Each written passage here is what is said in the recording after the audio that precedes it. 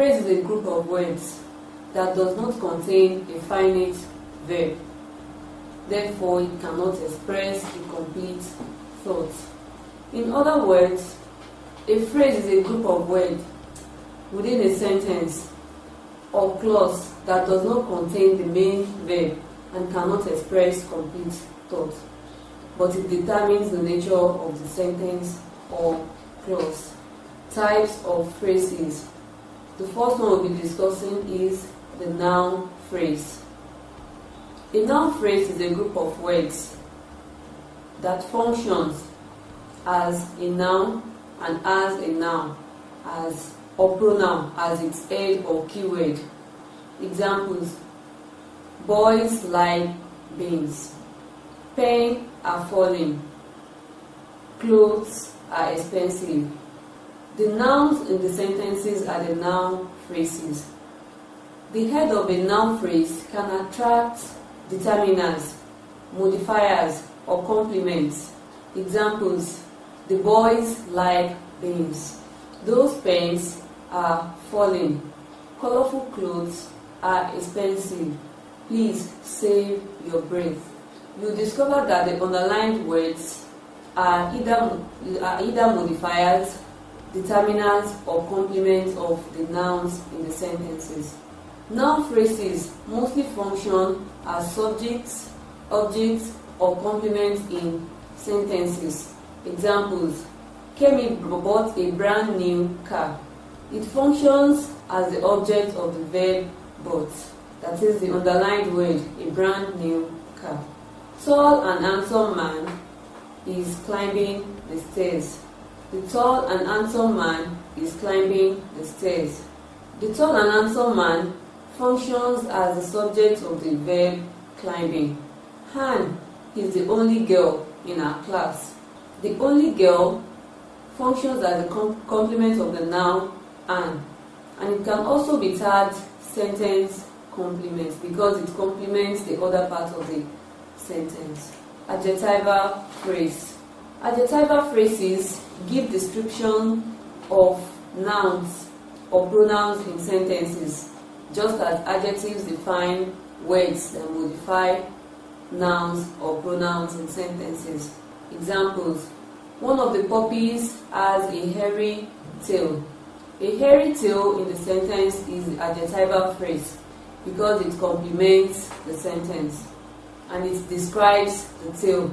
The hairy in the sentence describes the tail. There was a heavy rain at the bus stop. Heavy qualifies the noun rain. So the adjectival phrase there is a heavy rain. The couple appeared in white and pink attire. White and pink attire is the adjectival phrase. And we can say white and pink modifies the noun attire. His car is dirty and rough. Dirty and rough modifies the noun car. Adjectival phrase is headed by an adjective and it can be modified by intensive adverbs such as very, much, more, few, a little, quite, often, and so on. You can realize this in examples like our books are very expensive. Expensive is an adjective, while very is an adverb, an intensive adverb. So they are used together. The car moved at a very high speed. Very high speed is the adjectival phrase that is being modified by an intensive adverb.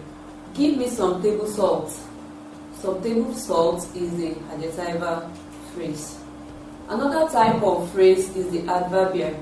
Adverbial phrases give information about the verbs in sentences, just as adverbs function as modifiers of verbs. It usually has an adverb as its head. Let's check some of the examples we have here. The carpenter hit the nail harder and deeper.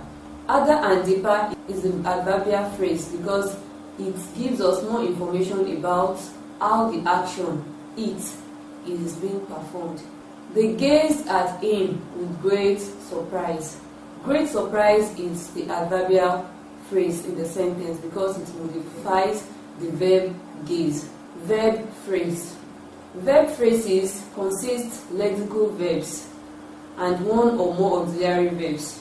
They function as a predicate in sentences by indicating the action performed by the subject and the state of being of the subject. Examples: we have seen the golden fish. Have seen is a verb phrase. Jane has gone for classes. They were singing praises. She was listening to the radio. Thomas is reading a novel. They must have gone to see the movie. The underlined words are the verb phrases in the sentences. The prepositional phrase.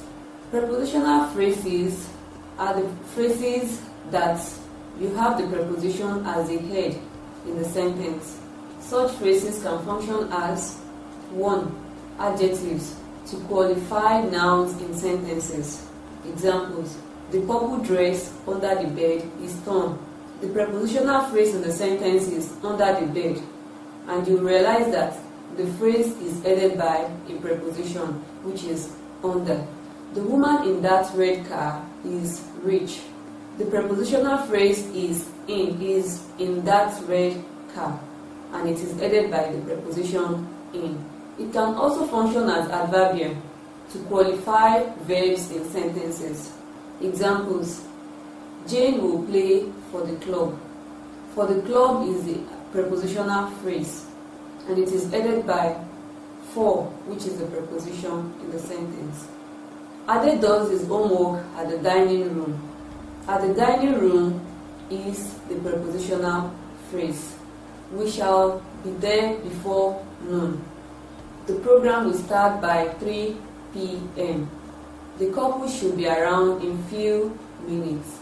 You discover that all these underlined phrases give information about the actions in the sentences.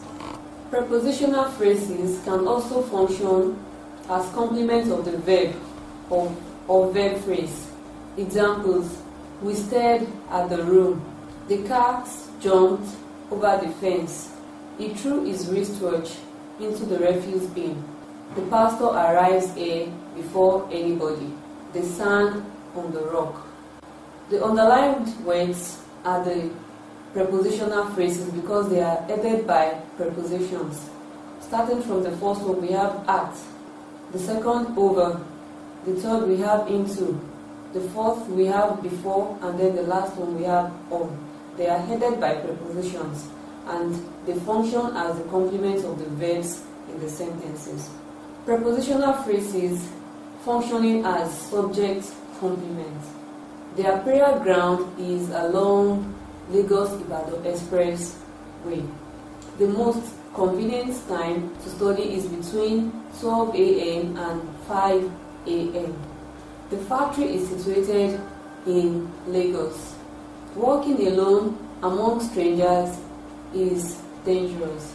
The underlined words are the prepositional phrases, and they serve as the complement of the subject in the sentences. Let's consider the first one. Their prayer ground is along Lagos-Ibadan Expressway. Lagos-Ibadan Expressway complements the subject of the sentence, which is their prayer ground. So it gives more information about the subject in the sentence. Gerundive phrase. Gerunds are verbs that end in the continuous form. They had ing at the end. So you can say gerundive phrases are phrases that begin with gerundive verbs. That is, verbs that have ing behind them. And the gerundive phrases can function as subject of a verb. Let's see some of the examples. Dancing around the campfire is fun. You discover that dancing is a gerundive and it begins the sentence or the phrase that has been underlined. So we are going to say it is a gerundive phrase, and it is serving as the subject of the sentence. Keeping late at work is dangerous to your health. Note taking during lectures helps. Dumping waste about is a bad habit. So we have dancing around the campfire keeping late at work, note-taking, dumping waste about as the gerundive phrases. Gerundive phrases will function as objects of a verb. Examples: Mother admires dressing neatly. She loves riding a bicycle. We detested bragging. John and Peter avoided the approaching lorry. Chike was dancing to the rhythm. So we have all these underlined words as objects of the sentence, and they are gerundive phrases. It can also function as appositive. Appositive in English language give more information about the subject. It could be a noun or a pronoun in sentence.